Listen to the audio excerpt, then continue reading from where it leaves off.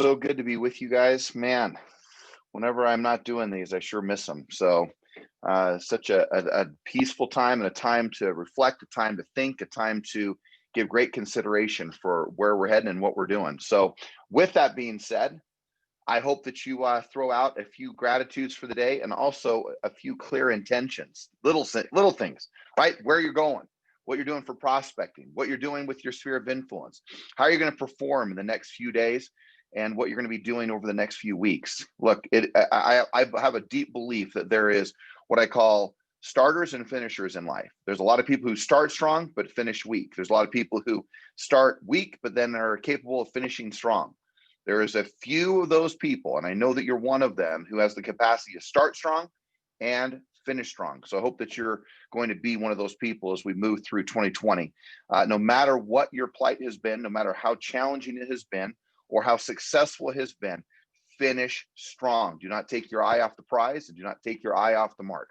All right, with that, when I was about 16 years old, I was driving up a canyon. And this canyon, many of you may know it, it's called Parley's Canyon. It's the canyon that takes you up towards Park City. As I was driving up towards Park City, I was in the far right lane. And as I was driving, and by the way, let me just mention this. This was when I was probably somewhere around the age of about 16, 17, probably wasn't 18 years old yet, but somewhere 16 or 17 years old. And I was driving this 1978 Dodge Ram Charger. And as I was driving up in the far right lane on I-80, obviously a major freeway, of course, right? And as I was driving down, there was an individual driving in the far right lane, but to them far right lane, my left lane, driving down the canyon, going the wrong direction. And I remember passing, and it was an elderly individual, as he was driving down the canyon in the far left lane, so the fast lane, but going the wrong direction as I was going up. Fortunately, moments after that, of course, people honking at him, he figured out what he was doing and came all the way across the traffic as I saw him in my rear view mirror and pull off, and recognizing that he was going in the complete opposite direction.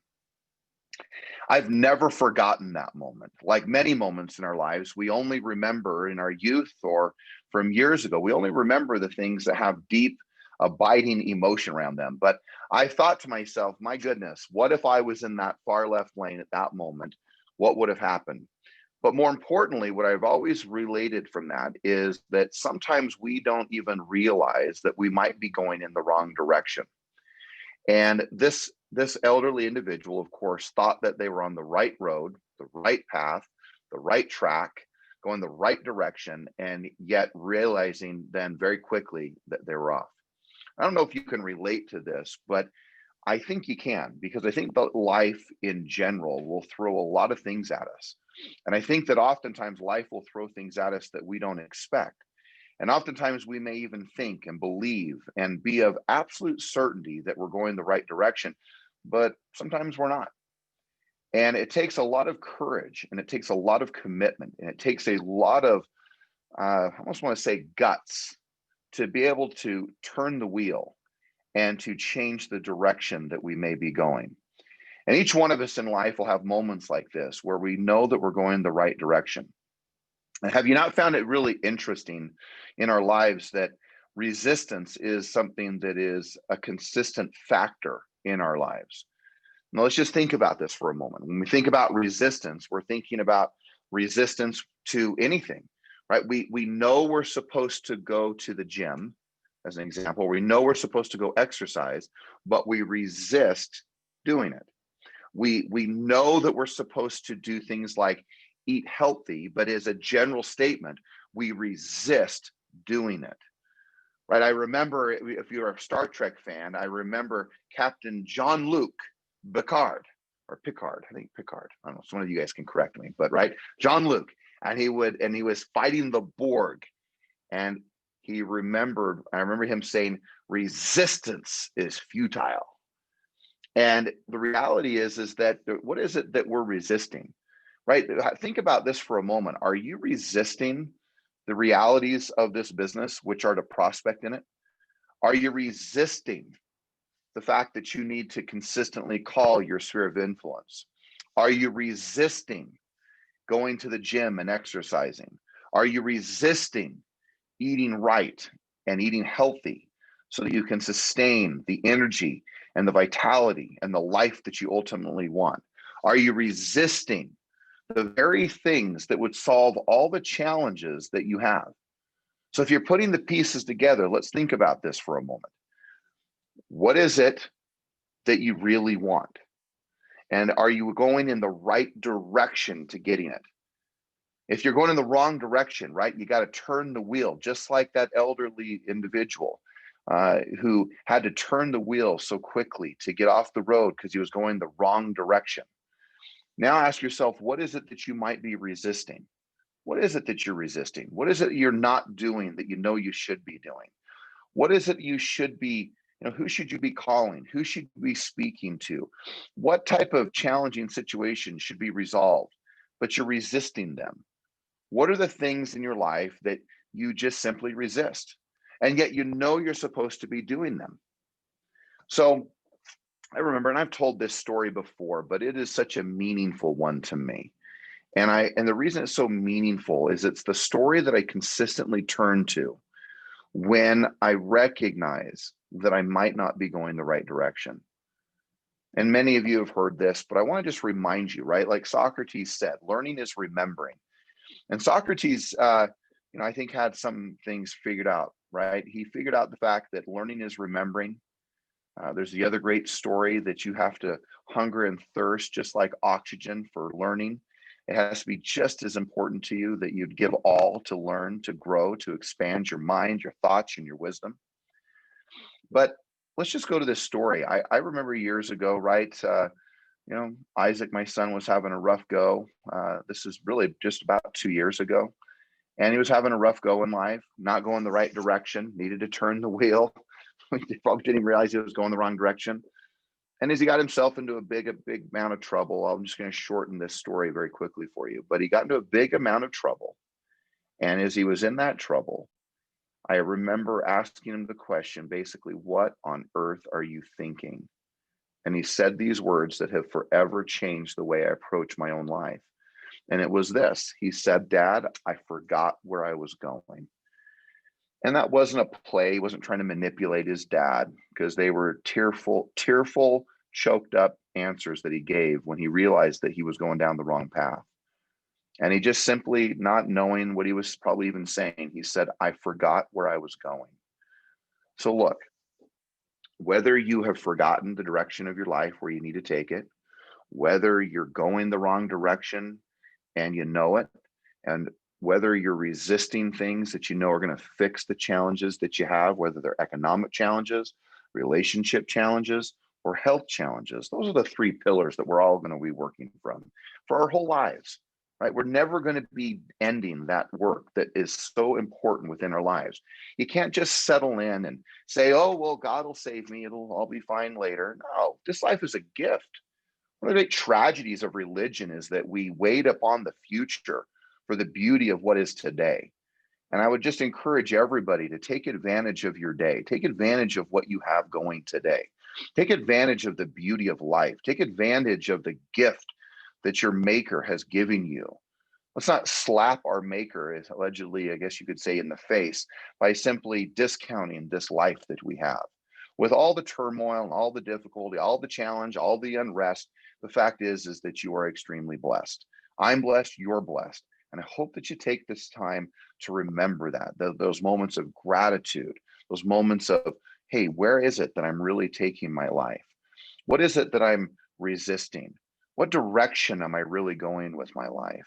Have I forgotten where I'm going? Have I forgotten the beauty of what life can give me? I don't know if you have. And I'm not here to make judgment of it. What I am here is to remind you that you are in the driver's seat of your own life. You're in the driver's seat to create the life, the abundance that you choose, and the things that you want your life to be. And no one can ever take that away from you. No matter how crazy things get, you still have to have a place of hope and optimism that you always are the one in charge. Now, is there things you can do differently to make sure that happens? The answer is yes. And so today I have a few things I want to ask you. So write this down if you can.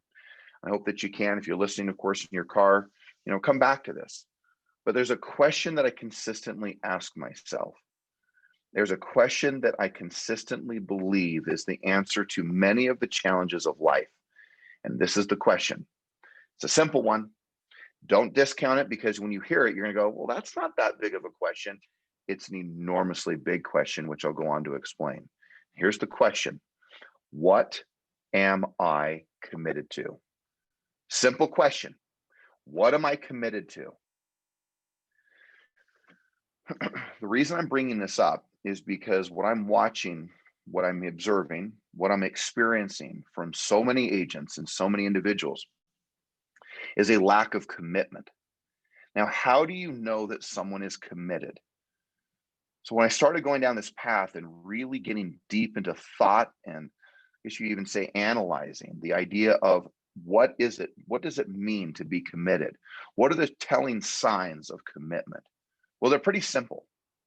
In fact, as I've observed, it's so easy for me to see whether it's someone who's employed through Everest, whether it's an agent, whether it's my own children, whether it's a friend, whether it's a spouse, whether it's a marriage, whether it's a friendship.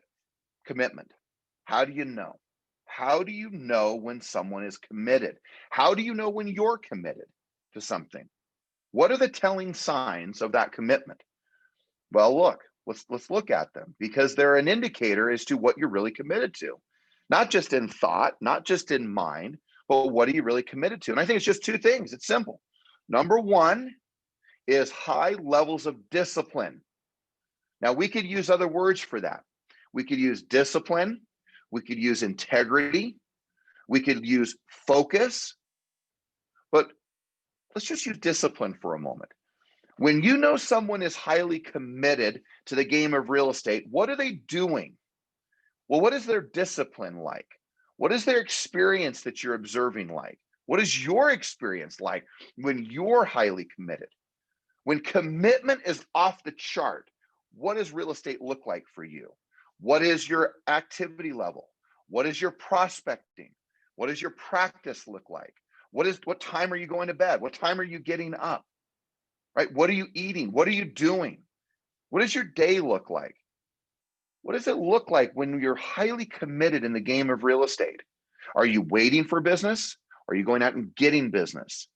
Are you doing the things that are necessary when you're committed versus not committed? So first and foremost, we know that when someone is highly committed, they are highly disciplined. We can see that in religion. We can see it in marriages. We can see when someone, the easiest one is when someone's highly committed to their health. You can see when someone's committed to their health. You can see how much they weigh. You can see the strength of their body. You can see what they're doing in relationship to their commitment. I've had days in my life where I'm highly committed, days when I'm not highly committed. But it's an indicator that when you are committed, when I am committed, when we are committed, it is that we are highly disciplined. We are disciplined in the areas where we are highly committed. That's the first point. But here's the interesting thing. There will always be temporary defeats and temporary setbacks in the game of real estate. There will be defeats and setbacks in marriages, in families. There will be defeats and temporary ones at that, and setbacks in regards to our own health.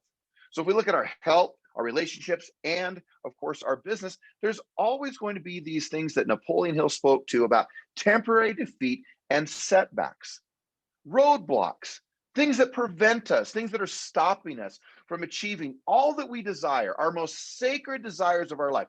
Things will come up, things will prevent us, things will stop us. So how do you know when someone's committed? Well, when they're not committed, they say things like this.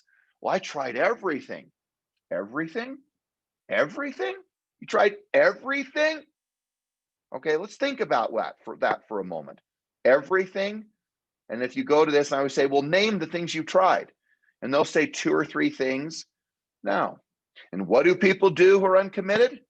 They change the goal before they change the approach. They're committed to the approach, the way that they're doing something, far more than they're committed to the goal, the objective, the intention, the thing that they want. Is that you? Do you quickly change the goal before you change the approach to the goal?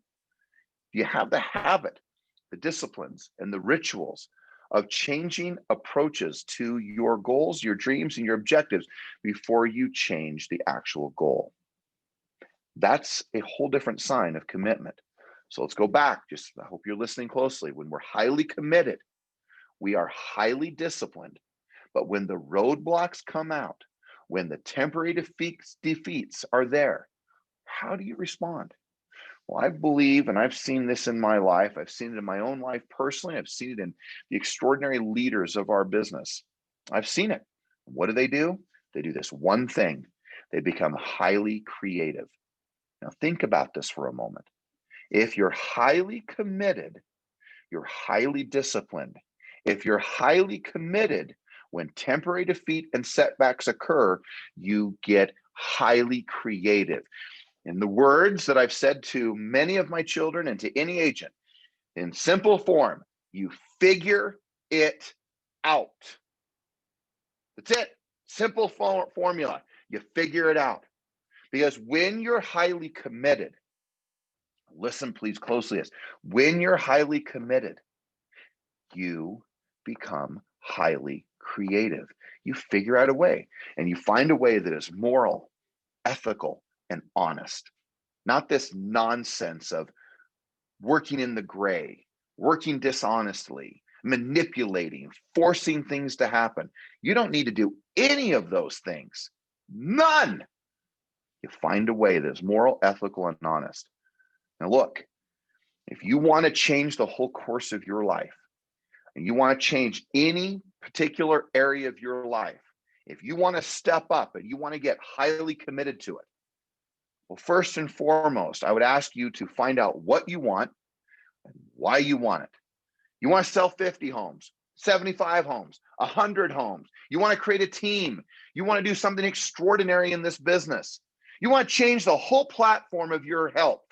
You want to be in optimal conditioning. You want to lose the weight, not have the things come at you, then you do things that are different, right? You want to create the relationship that you want, the beauty that feeds your soul. Well, then you know what you do? You get committed and you figure out where you're going. Number two, you figure out why. What's important about that, right? What's important about great health? What's important about having money, right? What's important about money? The achievement of it, the success within it, right? What's important about the relationships in your life, your relationship with God, your creator, your relationship with yourself, your relationship with your spouse, your significant other, your partner, right? What are you committed to in those areas, right? What do you want? Why do you want it? Get serious about your life. Guys, this is your life. It's not my life. Don't let me be the guy who's more passionate about your dreams, your goals, and your aspirations for success in any area of your life. Don't let me be the guy who's more excited about it than you. You need to be inspired. If you want to be inspiring, you need to be inspired. You want to inspire others? You got to be inspired yourself. So think about this for a moment. Get really clear on what you want. Number two, get really clear on why you want it. Why do you want these things? Why do you want the wealth, the money, the relationship, the health that you want? Why do you want it? And at that moment, declare your commitment. That what are you committed to? Well, and then begin showing the signs of that commitment. Will you have temporary setbacks? Will you have even what you might even call defeat? Yeah, you will. Because anyone who's going to try to do something really cool, anyone who's going to try to do something really successful, anyone who's going to try to achieve something extraordinary is going to have setbacks, roadblocks, naysayers, people saying it can't be done. You know, you might even say it at times in a day. You wake up and you say it to yourself. It's just the nature of the beast. But I promise you that if you remind yourself of what, why, and your commitment to such, that you will then find the discipline necessary. You will find the discipline and you will find a way through your creativity to figure it out. That is what happens.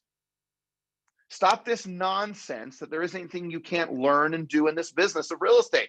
Don't tell me you can't call for sale by owners. And don't tell me you can't have success with it. It's a decision to have success. It's a decision that you're going to set appointments. You cannot tell me that, that you can't work with listings, or you can't work with a buyer, or you can't call leads, or you can't call an internet lead, you can't call an expired listing, or you can, and you can have success at those things. So ask yourself then, at this point in your career and in your life, when did you decide to buy into the I can'ts, I won't, I'll never, I just can't do this, I can't figure it out, it doesn't work for me, I don't like this, I hate that? When did all that step in? When did you convince yourself of what you can't do? When did you sell yourself? Because I know you're a great salesperson. When did you sell yourself on mediocrity and complacency and just getting by? And when did you sell yourself on the idea that you can't do something, or you're not good enough, or it's not, it's just not in the cards for you? I don't believe any of that. If you sat here right at my desk today and told me all the stories of why you can't do things, I might give you the hall pass, if you would say, of temporary defeat or setbacks, if great tragedy has occurred in your life, but not for the rest of your life, not for a long period of time. Temporary setbacks of maybe a week or two, maybe a month, maybe it's so extreme that you can go a few months because of the things that have been going on. But there is nothing you cannot learn. There is nothing you cannot do in this business. Do not underestimate the power of who you are. Do not underestimate the power of who you are.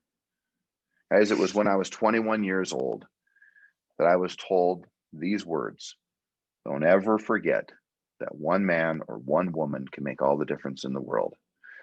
Guys, I've held on to those words for nearly 30 years. I've held on to those words because they are true. Because when I speak them, even right now, I get the chills. That one man, one woman can make all the difference in the world. And if you want to go, instead of just go out and make a living, which is such a disappointment to see when I watch so many people do it, go out and make a living, or you can go out and you can make a difference. And the reality is that you will make an extraordinary living when you go out and you make an extraordinary difference. This business is about making a difference. This difference is about bringing value. Your life is about making a difference in the lives of yourself and others. That your life is about contribution. It's not even about competition. We can compete if we choose to. That's secondary to contribution. Yes, can you have success if you just simply compete to try to beat others? Possibly. Is it better to maybe compete against yourself? It can be. But with a greater message is, what could you create if you truly were committed? What could you create if you were committed? Just try this on, right? Fundamentally. I used to share this story all the time, right? Way back when the Green Bay Packers had an amazing head coach. His name was Vince Lombardi. Today, the NFL Super Bowl trophy, the trophy, it's called the Lombardi Trophy, named after this extraordinary coach, right? Who said things like, winning is a habit. He said all these great quotes, and it was great. He was extraordinary at what he did. He was committed. Holy cow, was this guy committed. But I love the story on his first day as head coach and general manager, because that was the only way he was willing to come from the Washington Redskins. He had to have complete control and head coach. Today, you don't see that much, where they're the head coach and the general manager are the same person. But that's who Vince Lombardi was back in the day. And here he is with these NFL football players, the best football players in the world, and he's sitting there in a locker room. As he's sitting there, he stands up and says, all right, let's go out on the field. And this is right, the first day of practice. He goes out on the field and he starts at one end of the field and he begins to explain where the end zone is. He then begins to explain the dimensions of the field. And eventually he holds up a football and he says, this is a football. Of course, all the players are snickering and laughing and going, what's going on here? What is this guy doing this for? Why is he holding up this football, telling us, here's a football? He goes on to explain how it's built, how the pigskin and all the other stuff that goes into making this football, and the laces and how it's laced and how to hold it and how to contain it. These guys are looking at each other going, what's wrong with this guy? And I have to tell you, this is a guy who understood the one thing that most people never figure out in their lifetime. And sometimes they get so far down the path of success and they never figure this out. Success is about the fundamentals. Success is about the details. I've said for years, winning is in the details. So what are the details to winning? What is the fundamentals to your winning? That's it. Winning is in the details. Winning is in the fundamentals. So you cannot tell me that you cannot succeed. If you want to buy into it, that's great. You can, but I'm not going to. I'm not going to buy into your excuses of why you can't win, why you can't sell real estate, why you can't have great health, why you can't have great relationships. You find a way. You figure out a way. You figure out a way to sell lots of real estate. You figure out a way to earn the money you want to earn. You figure it out. And for some reason, we get so concerned about our approach to how something's done that we forget that it's not the approach that's important. It's the success of the attainment of the goal. It's the objective, right? Here's a good example. When they said, we're going to go to the moon and we're going to put a man on the moon in this decade, when John F. Kennedy stood at Rice Stadium, not Rice-Eccles Stadium, downtown, Salt Lake City, no, Rice University in Texas, and he stood there and said, we will put a man on the moon in this decade, in 1960s. And in 1969, they put a man on the moon. Now, here's what's interesting. They weren't concerned of how they got the man on the moon. They just knew they were going to put a guy on the moon. And they did it a year early. So my point to you is stop getting so concerned of how. Great words of Les Brown, right? If you haven't listened to him, pull him up on YouTube. Les Brown says these words, and I love them. How is none of your business. And what he's meaning by that is that you are in the driver's seat. Stop worrying about how you're going to get something done. First and foremost, in orders of importance, define what you want. Number 2, why do you want it? Number 3, now an absolute declaration of commitment. I am committed. And how do you show that commitment? It is based on your discipline and it is based on your creativity. And then, yes, control your mind. Do not buy into mediocrity. Do not buy into, well, George, you really don't understand. I mean, my situation's different. Your situation isn't different.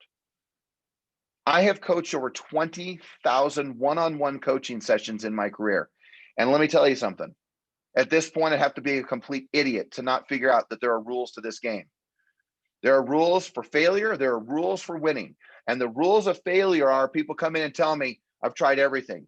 The rules of failure is, George, you really just don't understand. The rules of failure, you buy in to your story that is not serving you. You want to succeed? You want to win?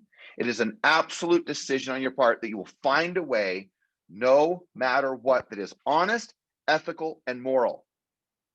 Honest and ethical and moral, because I have had so many people in my career who have figured out ways to, quote, succeed, but it is not success because it's not a worthy ideal or goal.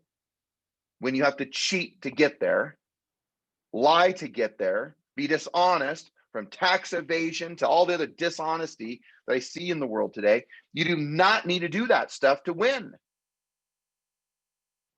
But if you're looking for a shortcut, there probably isn't one. If you're looking for the intensity of getting your mind right, getting your skills right, and getting your personal disciplines right, it's going to take a lot out of you. But you can do it. You don't need to short the system. You don't need to cheat. You don't need to lie. You don't need to be dishonest. You don't need to find a path to getting somewhere that doesn't serve who you are from a place or man of woman of integrity. You don't need to find a path that is not down that path. They don't need to be used. I am here to tell you that you can figure out a way if you really, truly are committed. So, in closing, I ask you this question again: what are you committed to? What are you committed to? Write it down. I hope that you'll share it. What are you committed to? Is it a particular family member? Is it a particular relationship? Is it committed to creating a relationship that you want? Is it a commitment to, think about this, just a commitment to making a certain number of phone calls today, a commitment to truly living your dreams? Get committed. Let's find a way. Let's do it. Today's a great day to do it. I think today's a good day to get committed. Today's a good day to see your future that is bright and exciting and amazing. Today's a great day to look forward to say, you know what? Today's the day. Today's the day I commit. In closing, love is an easy thing. You can love a lot of people in life, guys. I just want to remind you and give you another analogy, this commitment. You can love a lot of people. You can be attracted to a lot of people. Those of you who are either in a relationship, want a relationship, have been in or have a relationship, here, look, you may have the perfect person for you, which is outstanding, but I'm here to tell you that you can love a lot of people. And we all are attracted to other people in our lifetime. But what makes a great relationship great? Long term, decades and years to come.